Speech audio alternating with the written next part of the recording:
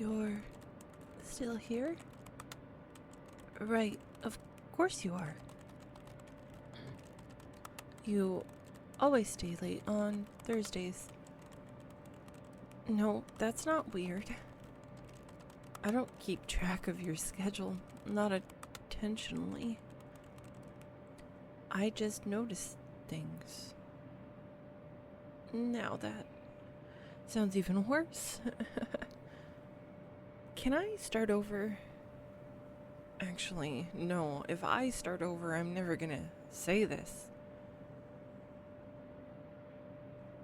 I've already spent 3 weeks trying to talk myself into it. So, here it goes. Do you have a minute? There's something I've been meaning to tell you. Something I probably should have told you a long time ago. Thanks. Before I say anything, can I ask you a question? Do you remember that sticky note you found in your drawer last week? The yellow one? The one that said, "You don't have to solve everything today. One step at a time." Yeah. That one. And then there was the blue one. "Your effort counts, even when nobody notices." And then a green one. "Please remember you're doing better than you think." You kept them? Really? Oh. I wasn't expecting that. I mean, I guess that's good. Because otherwise this conversation would have been completely, extremely embarrassing. Oh. The thing is, those notes didn't just appear. And they weren't from HR, management, or some secret workplace morale initiative. They were from me. Yeah. All of them. Every single one.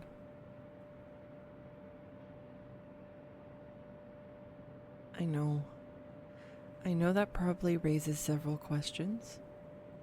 Most importantly, why? And honestly, the answer started out pretty simple. The first note happened after the project meeting. Remember? The one where everything that could go wrong somehow did. And you stayed after everyone left. You thought nobody noticed. But I was still here, across the room. And I saw you just sitting there, just staring at your screen. Looked completely exhausted. Like you were carrying 10 times more weight than you realized. And I wanted to say something. I wanted to help. But I'm not exactly good at walking up to people. Especially people I care about. And my social skills tend to file for bankruptcy under pressure. So instead, I wrote a note and I left it on your desk and I ran away. Very professional behavior.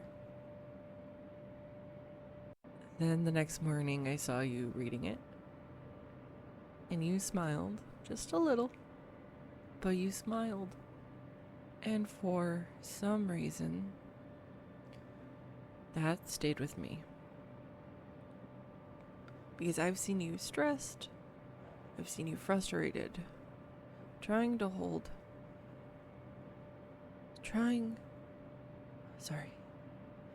seen you trying so hard to hold everything together.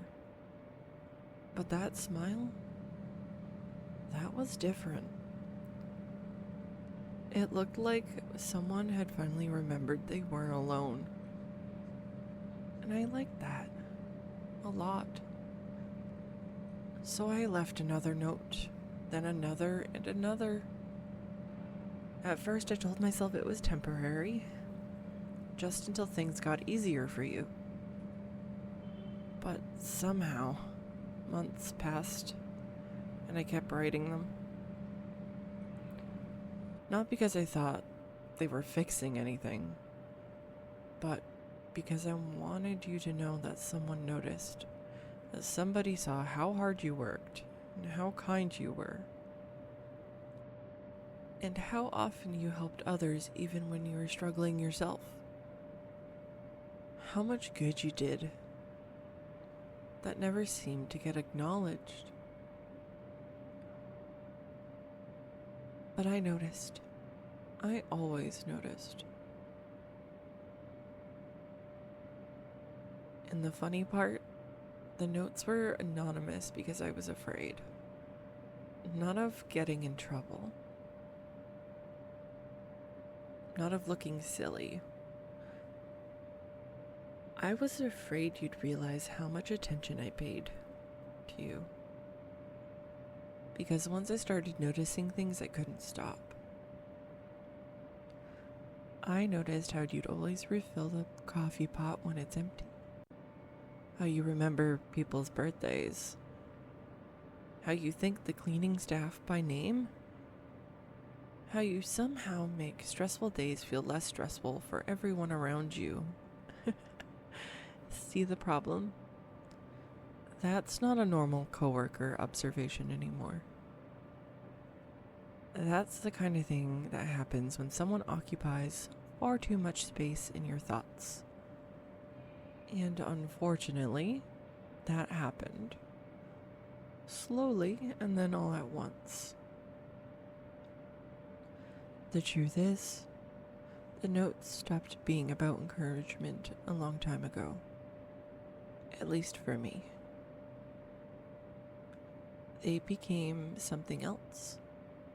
A reason to make you smile, a reason to brighten your day, a reason to feel connected to you even if I wasn't brave enough to talk to you the way I wanted. Because every note was really saying the same thing, even when I never wrote the words. I care about you. I'm rooting for you. You are important to me.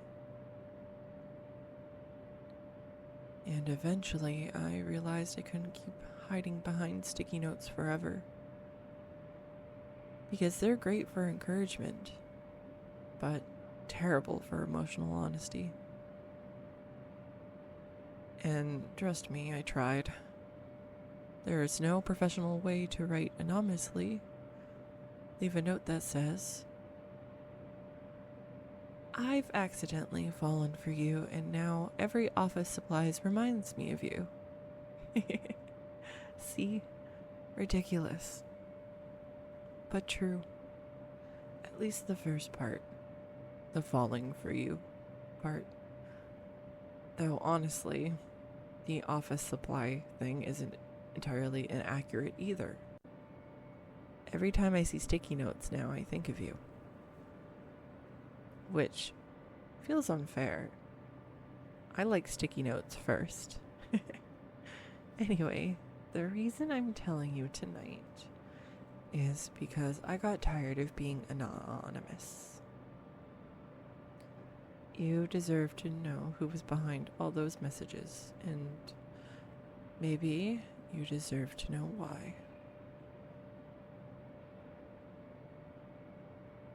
Because somewhere between all those little notes and all those little moments, I fell in love with the person reading them.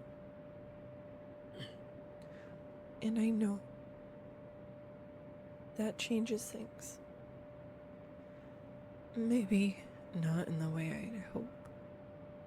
Maybe not at all. But I couldn't keep letting you believe those messages came from nowhere.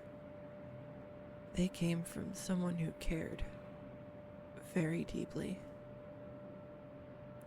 Someone who spent months of finding tiny ways to say that she was too scared to say directly. Me.